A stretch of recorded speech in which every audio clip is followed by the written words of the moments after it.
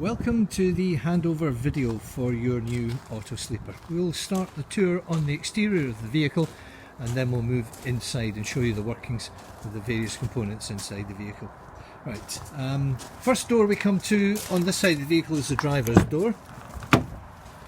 Located in the inside of the driver's door you will find the control joystick for adjusting the side mirrors.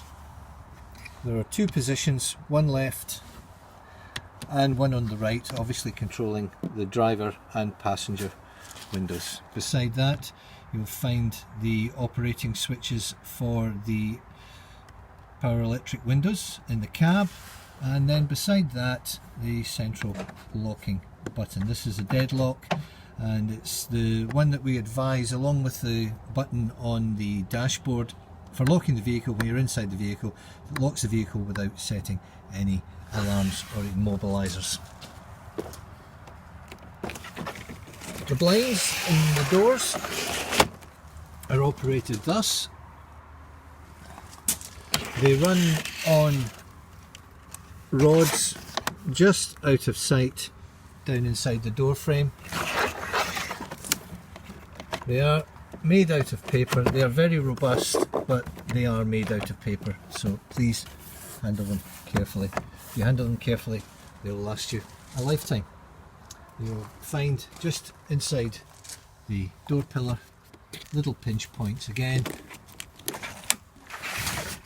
They slide along rails, and where they meet behind the rear view mirror where the reversing camera has been fitted, you'll find at the top here there's a checkout that slides out of the way to allow the blinds to fit round the arm of the mirror. When not in use, the blinds just simply click in place. Right, let's continue our tour of the exterior of the vehicle. This is your external fill point for your LPG gas. There's a bayonet. You can see the bayonet fitting on the cap. There's a similar arrangement on the fill at the autogas stations where you'll get your fill up with gas. And that means there are no colour gas bottles to worry about. Now, the emergency control for the gas is below the vehicle, and I'll show you that in just a second. Here is the electric hookup point. Gas emergency control is down below. So we'll come to that in just a moment. Here is the water fill points. This one, if you just have an ordinary garden hose, where you get a nice little adapter that will go on there to hold it in place, you can fill the water that way. If you're on a fully serviced site, the whale automatic filling point can go on there, and in the pack that's inside the vehicle you've got the adapter and the hose if you want to use that facility on a fully serviced site. Again, while we're on the subject of a fully serviced site, 12 volt aerial and satellite cable connection point there. Before we move on to the next part of the exterior of the vehicle, let's go underneath and I'll demonstrate the gas emergency control. To turn the gas on, underneath the vehicle you'll see a large black box. At the bottom of that black box there is a plastic clip. Undo that clip and the front of the box comes free. Inside there you'll see a brass ring. Turn it anti-clockwise to open the valve. Turn it all the way till it comes to its end stop and then turn it back a fraction. Then you can return the cover. The only time you're likely to be required to close that off will be if you're shutting the vehicle down totally for winter months, or if you're going onto a ferry. The ferry operator may want you to disconnect your gas at source. If the gas has been disconnected at source, the regulator, which is now being pointed to now, is a drive safe regulator. It has a reset button which is round the other side of the vehicle, but you'll feel it quite simply press that in for a count of 3 and then release, and that is the gas regulator reset. That regulator will only need to be reset if you switch the gas off completely, or if the vehicle has been involved in a collision, because that's a safety cutout valve that senses any vibration from an impact. To lock everything back in place, just push that plastic clip firmly home. Returning to the exterior of the vehicle, just below the access hatch to the toilet cassette, you'll see the grey and the freshwater drain points. They are held in place by clips. You pull them down, turn the tap, and it will drain. This tap is open. There's a little bit of water in the grey tank because we have been doing demonstrations for this video, and also the test for the pre-delivery inspection. Similarly over here you have the freshwater tank, which is actually not open at the moment because I want the water in that for testing purposes and demonstration purposes. Here is the cassette access door. Now the cassette to remove, there's a little blue lever there, you'll see it catches behind this grey plastic. Lift that and release, and the cassette comes out. The cassette comes out very, very freely.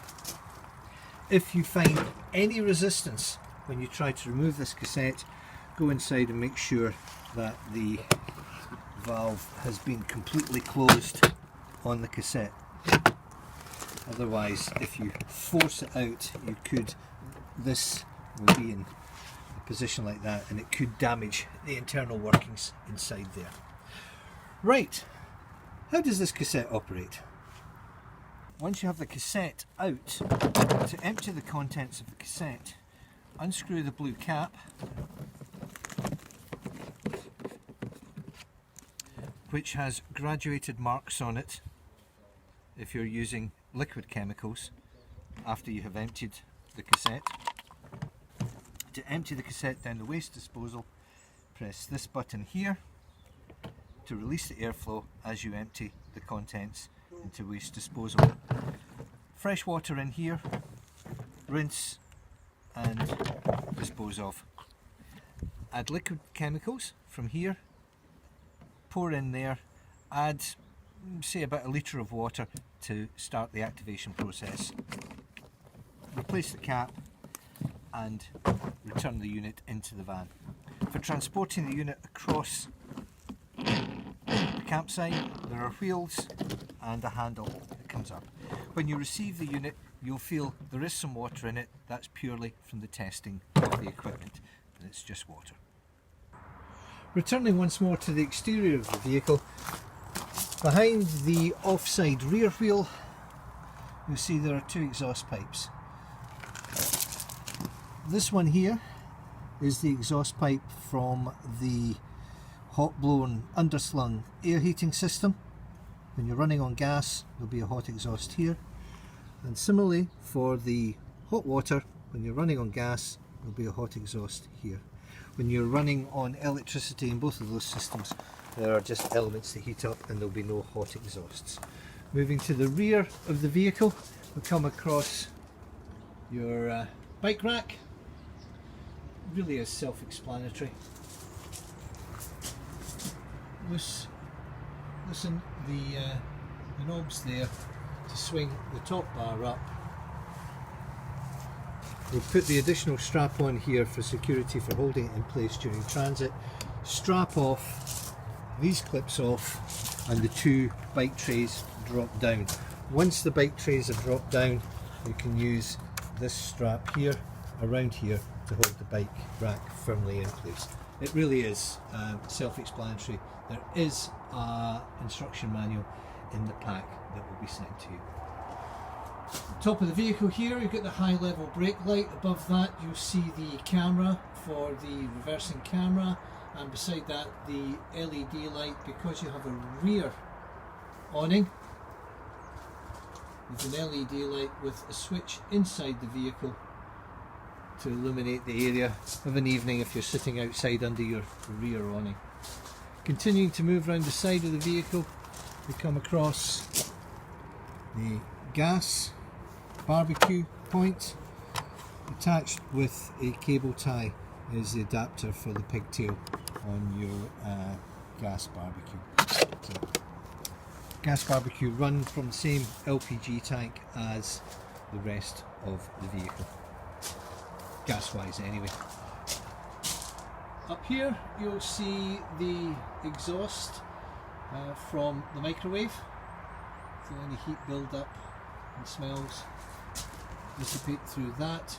Here is the fridge covers on the outside of your three-way fridge. The winter covers are on. To remove the winter covers you can just use your car key and that will release one and two. A bit tricky to do when you've only got the one hand, the other one's holding the camera, but there they come, off they come, and the winter cover is now off the vehicle. You'll see the catches at the bottom clip up into the first of the slats and then just push in place to replace the winter cover. Next thing as we travel along come to is the electric step. The electric step is operated by a push button here. Press the button, step goes in, press it again, step comes out. Continuing along, come to the fuel point, diesel and AdBlue. A little collection of keys for you here. Peugeot key. Peugeot key starts the ignition, opens the cab doors, closes everything and opens the side and rear door. Also unlocks fuel cap and you hang it there while filling her up. AdBlue, there is no gauge for the AdBlue on the vehicle. You just get a warning light when you have 1500 miles to go. So at that point, just the next time you're filling with fuel, put some AdBlue in. The next warning light you get, the second stage, you have about 300 miles to go. Final warning is when you're completely out of AdBlue and the vehicle will go into limp mode.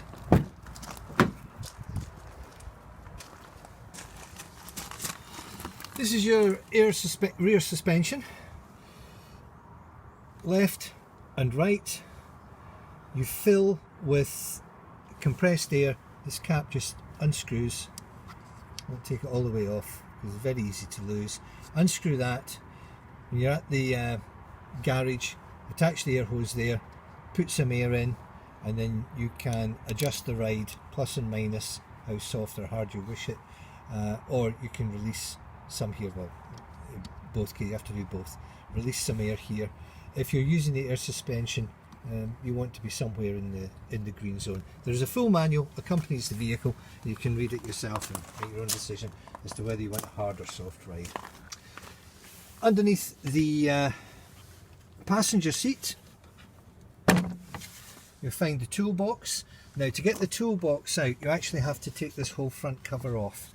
There is just pops out from the hinge there and the hinge over here, that just pops out. Then you turn that through 45 degrees, that locks it in place, and then this toolbox can slide out. You can also take it out through the rear, but it's a lot easier to do through the front. This red lever here, by pushing it down, releases the mechanism and allows the seat to spin round.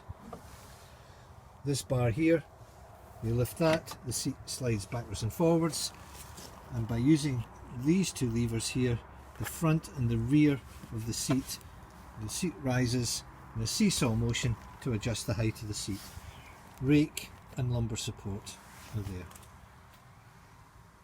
there. That gnarled wheel there adjusts the stopping point of the armrest.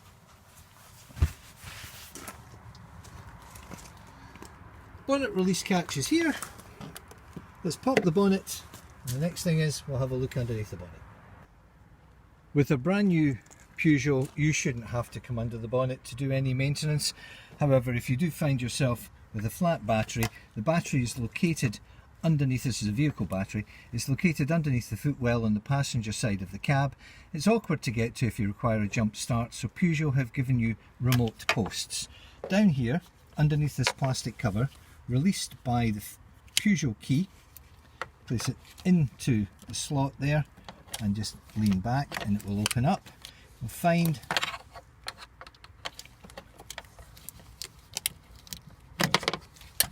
a remote post, which is the positive post. This is marked with a wee plus symbol, and up here there's a pin that is the earth, so that's the negative. So for a jump start, positive down there, negative there. The oil filler cap is there.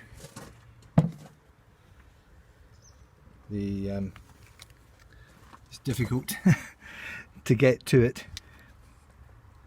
Can you see the end of my finger? It's a bit dark down there, but there we go. There is your dipstick. Here you will find brake fluid, coolant and steering fluid. To access those, there are 3 pins here that are undone, and this section of plastic fairing comes away. You'll never need to go near there during your time with the vehicle. The only thing you're going to have to do is put washing fluid for the windscreen washers, and they go in here. Easiest way to do that is with a small long spouted watering can, and that's underneath your bonnet.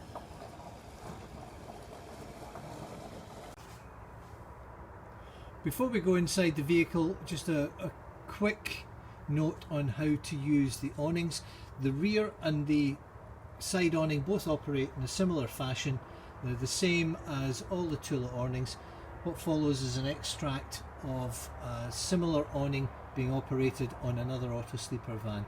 It's we're under a lean-to and we're next to a pole, and I don't think you'd appreciate me scratching your brand new awning just to demonstrate it. So here's a demonstration we did earlier. The winder for operating the awning is located just to the side of the habitation door. It's always advisable to have the habitation door closed while winding the awning down. To wind the awning down, engage the key at the end of the awning handle into the recess.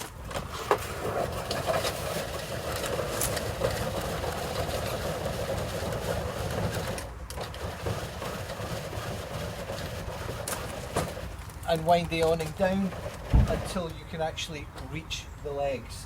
The legs are located inside the leading edge of the awning.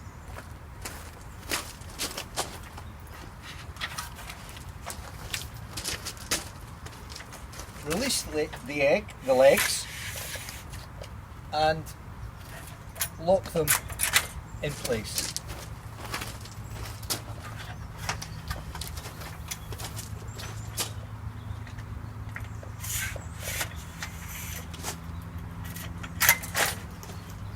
Continue to unwind the awning, walking the legs forward until the awning is in the fully extended position.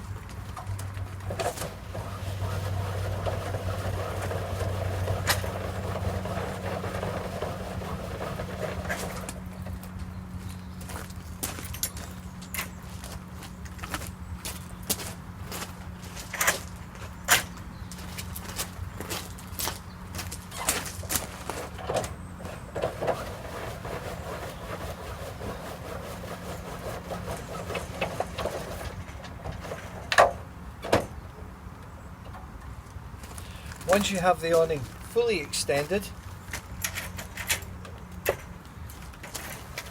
raise the awning to the desired height. It is advisable that you have one leg higher than the other. This is a bit of an exaggeration I've done here, but it demonstrates the fact that you want to run as well as from the back of the van to the front, from the front of the van to the rear. Otherwise, you can exit from the door, walk out here, and if it's raining, water will be running on top of it. To put the awning away, just simply repeat the process in reverse.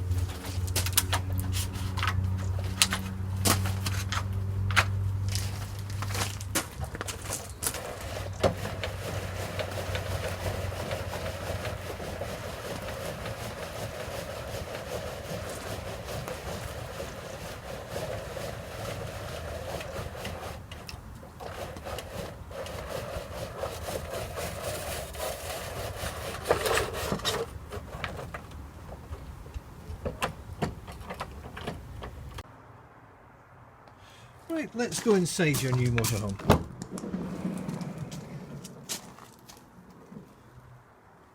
Awning winder located just on your left as we open the door. On your right, the top button here, as you've seen earlier on, controls the step. We have two light switches here.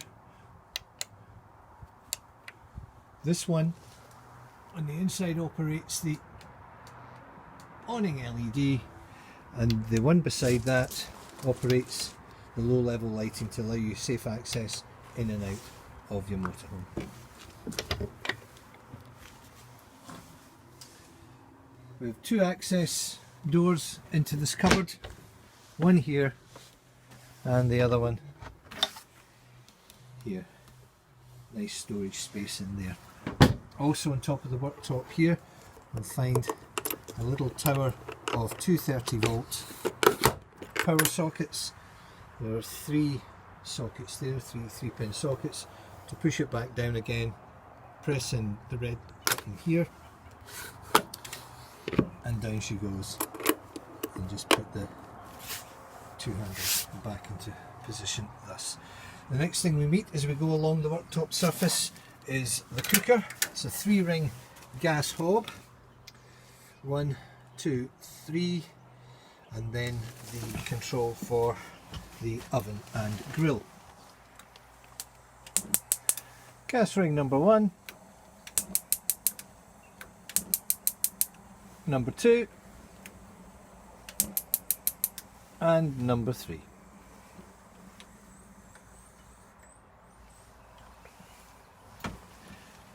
To operate the oven, push and turn, press igniter again, hold the button in just for a couple of seconds.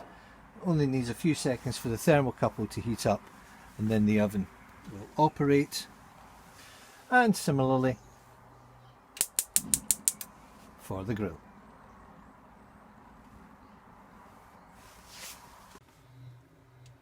The taps operate via micro switches. When you switch the tap on, micro switch starts the pump. It starts pumping water through the taps. Cold and hot.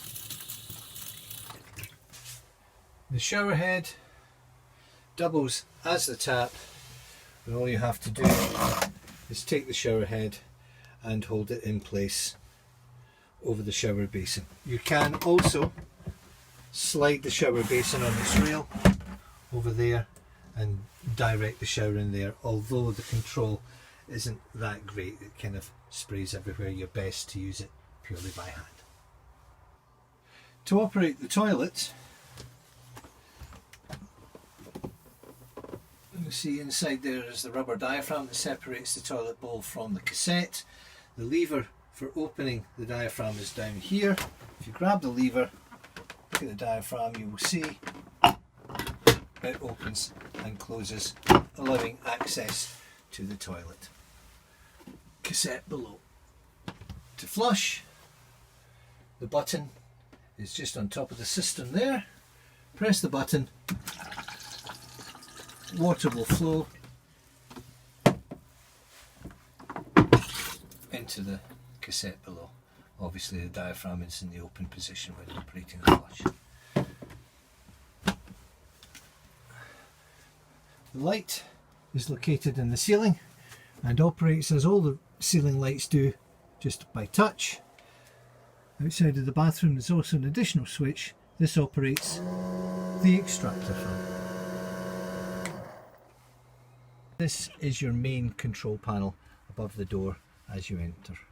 So to wake up the control panel, just touch it and that screen appears there. To switch the control panel on, the on-off button is this button here. This blue light has come on. At the moment the panel is set so that when you switch it on, power is supplied to the interior lights. So now you can press the button and the lights will come on or off.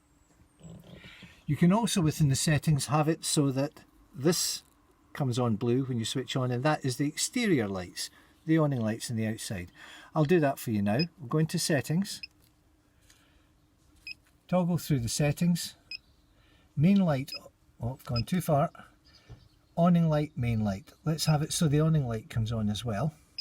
Go back to home and I'll switch off. So now if I switch on, both the awning and the interior lights come on. Sometimes that would be useful,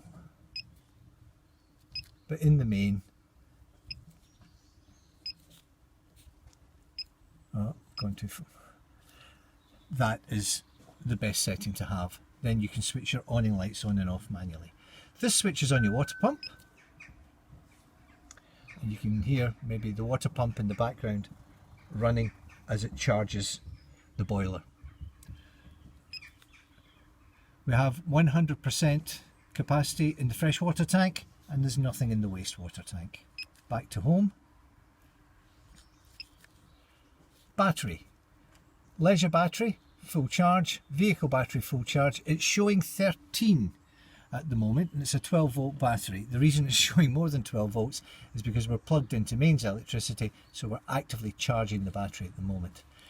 This level indicator here shows the amount of ampage being drawn from the batteries, and over here you can see we're getting full 0.6 amp mains current filling up the battery because we're plugged into mains, and the solar current, because it is an intelligent solar panel, it's not constantly feeding into the battery. It knows the battery's got full charge, so it's not feeding in anything. That will just come on and it will go off again. There we are. This button here swaps between leisure and vehicle. You see it's now showing a V. That means we're running the 12 volt systems off the vehicle battery. Now we're running the 12 volt systems off the leisure battery. Always run off the leisure battery. Inside the settings, active battery selection. So we have selected leisure battery and smart. I would recommend you don't have smart, because what will happen if your leisure battery goes flat, you'll automatically move on to smart, and it will start to draw voltage from the vehicle battery to keep all your lights working. Solar battery select. You can choose which battery gets the power first. So let's select leisure battery or vehicle battery with smart. So leisure battery or vehicle battery with smart. That will keep your vehicle battery topped up, and when the vehicle battery is full, it'll start to feed to the leisure battery. I usually have settings on leisure battery because I think it's important your leisure battery is fully charged at all times. Automatic tank fill. Remember what I told you outside about if you're on a fully serviced site, if you connect your water that way, you would activate that by switching that on. Obviously we're not connected, so nothing will happen. Down here we have tank heaters in the waste tank and in the fresh tank. In cold conditions, switch these on if the temperature is below 3 degrees Celsius, and that means you can use the vehicle in winter conditions without fear of your underslung tanks freezing. Lighting settings we've already talked about. Screen settings. So do you want the beep on? Do you want the water level alarm to go off when you're short of water? The backlight level of the screen, how bright do you want it? And timeout of the screen, it's set at 5 minutes currently. You can set that to whatever you want. I think 1 minute is more than enough. Otherwise, if you press anything on the screen stays lit. When the screen goes to sleep, just one touch will wake the screen up again, and then you'll be able to use all the functions. Setting the time, year, month, so it's set for you, and then we're back to power settings. Let's go back to home, and that is the control panel. To the side of that is the Whale hot water and central heating unit. Now this is very easy to operate. This sliding scale here, we'll start at the top and work our way down. Water. Let's switch the water heater on. So with one press it switches on and it's showing 2 green wiggly lines. That's us heating water using electricity. If I press that button again, we're heating water using gas. If I press it again, we're heating it using a combination of gas and 900 watts electric. That's gas and 1800 watts electric, and that's off. So I'm going to switch. That's frost protection in the system. So if it gets too cold, that will switch the heating on so the boiler doesn't freeze. So electric at 900 watts, electric at 1800 watts. We'll leave it on there. By the time the van is dropped off with you on Saturday afternoon, the water should be warm. Heating. That switches the heating on. And the heating is switched on at electric. Press it again, it's now on gas. Press it again, it's on gas and electric. So electric, 900 watts, electric 1800 watts, electric 2700 watts I think it is. Gas and electric. So what to do when you get it home, try it on gas, turn it up or turn it down to whatever you desire. I'll actually switch this off. Let's not heat up the water. You can try it yourself when you're playing with the van at home. Everything is working absolutely fine. I've had a PDI and all systems have been tested. To convert the front lounge into another bed, of course you have the rear bed. The first thing is that side pulls out, infill cushion goes in there. This side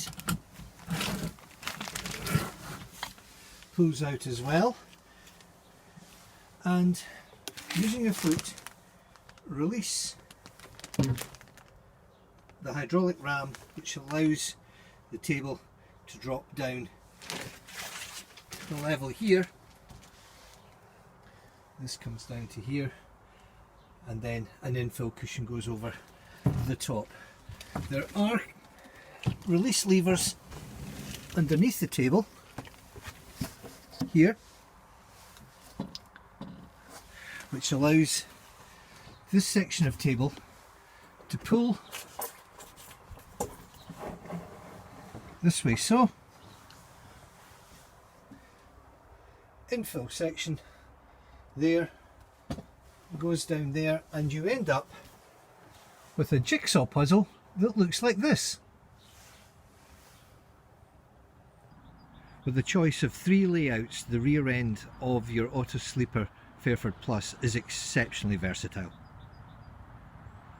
Additional 12 volt USB points and 230 volt 3-pin socket points are located all over the van. You'll find one here in the dinette area. You'll find another 12 volt as well as television and satellite plug-in point in the rear sleeping area, and another USB and 230 volt point in the rear sleeping area, where you will also find the on-off switch for the rear canopy exterior light. Above the microwave you will find the main on-off power point for the microwave, which obviously of course only operates when you're on a campsite and plugged into 230 volts. All the windows in your AutoSleeper are fitted with privacy blinds.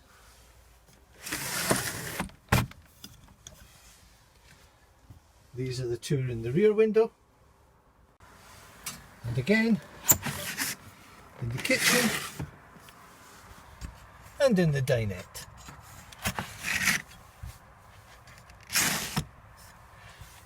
The dinette and the kitchen windows additionally have fly screens which come down and lock into the privacy screen.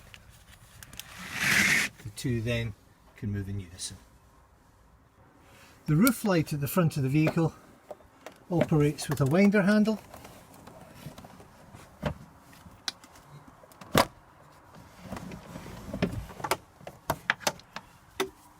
and like all the roof lights, has both privacy and a fly screen. To operate the extractor fan, first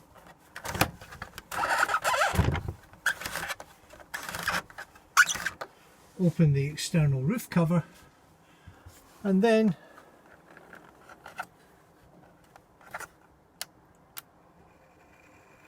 switch the fan on, and it's clearly indicated which is extractor and which is drawing cool air in from outside, the fan operating in two separate directions.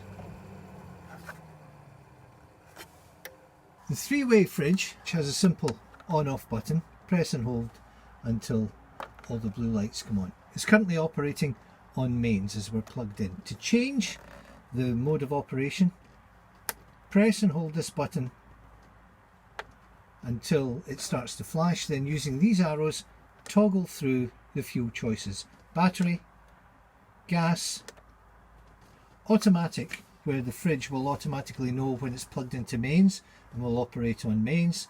When it's not plugged into mains and the engine isn't running, it'll start up on gas, and if it is plugged into if it's not plugged into mains and the engine is running, it'll go to battery and run from the alternator.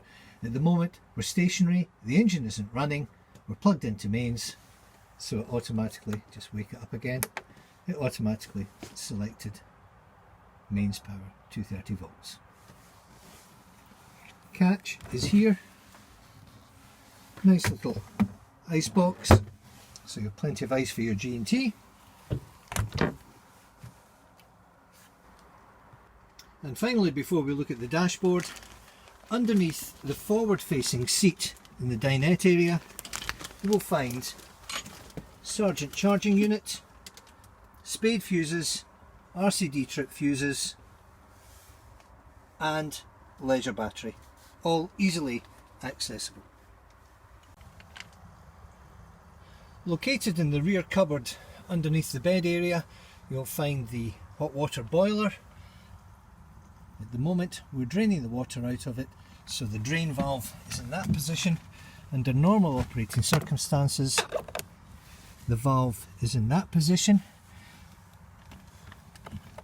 Winter drain down procedure, open the valve and there is the isolation switch for the gas to the boiler.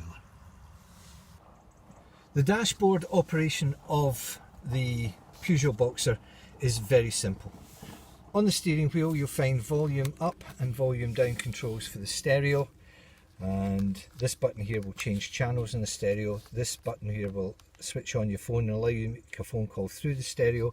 That button there allows you to receive a phone call through the stereo.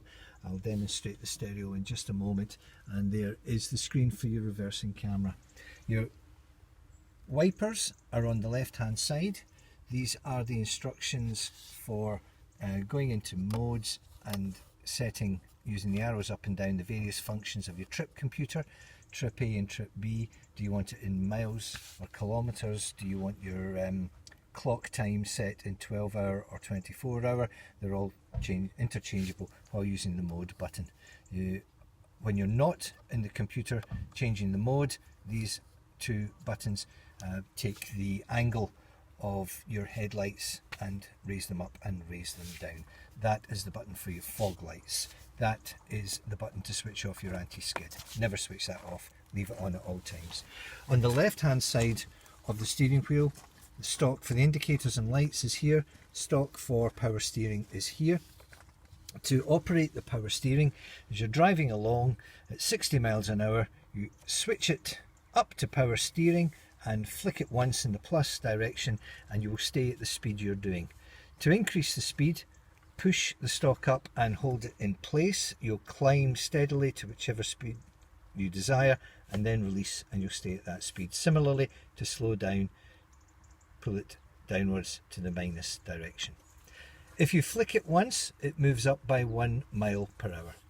The other option is a maximum speed. So if you're driving in a 20 mile an hour zone and you don't want to exceed 20 miles an hour, turn the dial downwards to that maximum speed setting, and the vehicle, as you accelerate normally, will get to 20 miles an hour and hold that speed constantly until you either accelerate fast or hit a brake. Similarly with the 3, 2, 1. Similarly with the cruise control, simply hit one of the foot pedals and the cruise control will cancel.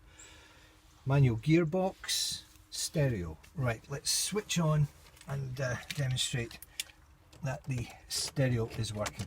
Just simply putting on the ignition and pressing the on button, the stereo switches on. I have to stop it at this point because if any music appears, then copyright will make it that I'm unable to post this video on YouTube for you. The controls of the stereo are clearly explained in the manual that accompanies the vehicle. Temperature on the outer dial, fan speed on that dial.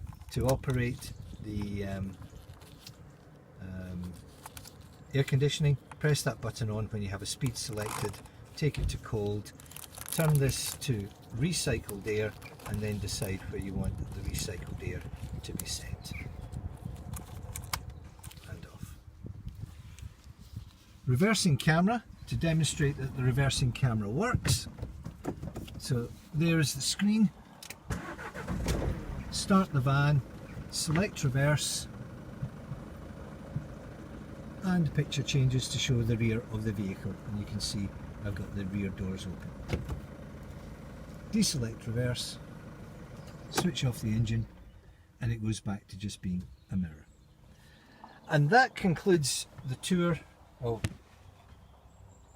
down here you'll find the deadlock button, heated rear window, which you no longer have heated rear windows in the back of the vehicle, but the demist function on the two door mirrors still operates off that button.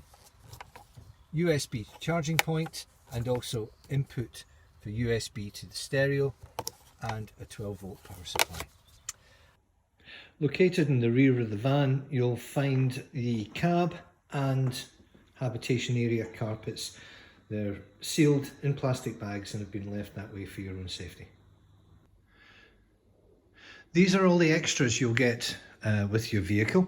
Inside the AutoSleeper's bag, you will find all the paperwork, certificates, instruction manuals for everything in the vehicle. You'll also find a user's manual for the vehicle itself, plus your warranty book, which we will have stamped with your pre-delivery inspection.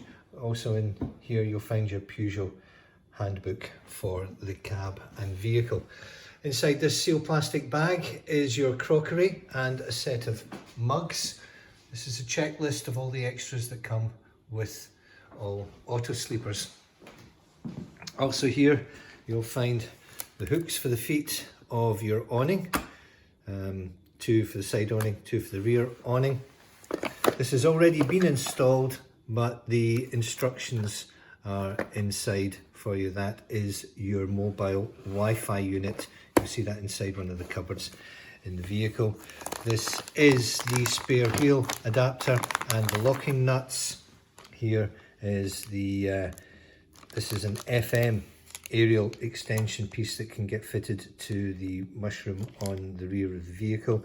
This is a television, AV and satellite connector for your TV. The whale pump that we spoke about on the tour for a full service site is in this bag, along with the rear handheld shower. This is the additional holding straps and organisers for your bike rack.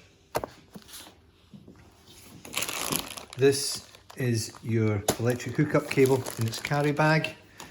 This is the extension pipe for filling the oil in your under the bonnet of the vehicle, and your grill pan and plugs and little remote control for the rear view camera screen is there as well. All of this will be in cupboards in your van, and you'll find it all as you start to explore your new vehicle.